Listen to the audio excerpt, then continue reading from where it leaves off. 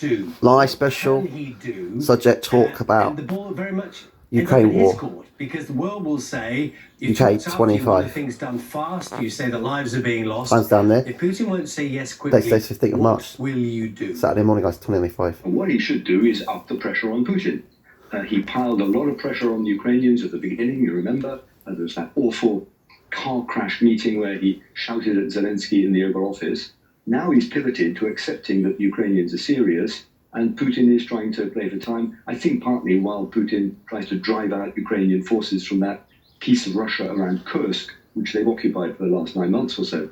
So the answer has to be Putin has to feel consequences from failing to say yes. And they discussed some at the Canada meeting yesterday, more sanctions, perhaps using some of those frozen Russian assets to help Ukraine, perhaps putting a cap on oil prices, since Putin depends crucially on the price of oil to fund his war. So Putin needs to feel he's not got impunity. If he says no or he plays games, there will be costs for Russia. He's got haven't seen that yet come from to Donald peace. Trump. He's been very cautious about pressuring Russia, but now is the moment. The situation, of course, very much pivotal on US, Russia, Ukraine. That is the core of the diplomacy that's going on. Explain to people the significance of the discussions that will happen today. A virtual meeting hosted in the UK by Sir Keir Starmer, pulling in, I think, 25 world leaders. Explain the significance of that relative to the discussions that are ongoing.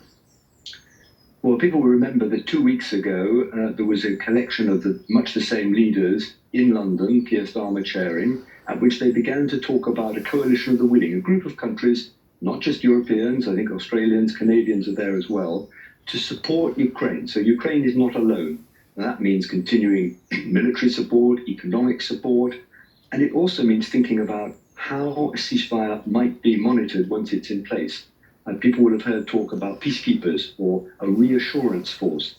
I'm actually pretty wary about that, because putting British, French, other troops on the ground without Russian agreement, when they would regard that as hostile, and without American support, the so-called backstop, in other words, America would come to the aid of a European force if it came into direct conflict with Russia. Without that, I think it would be very dangerous. So one of the conditions to this moving forward, I think, is Donald Trump accepting that if the Europeans pick up the burden, are prepared to put their troops at risk, the Americans would stand behind them if necessary. If that's not possible, then we have to fall back on doing everything we can to support Ukraine, perhaps training them, mentoring the armed forces, more equipment, and all of that to show that Ukraine is strong and can come through this.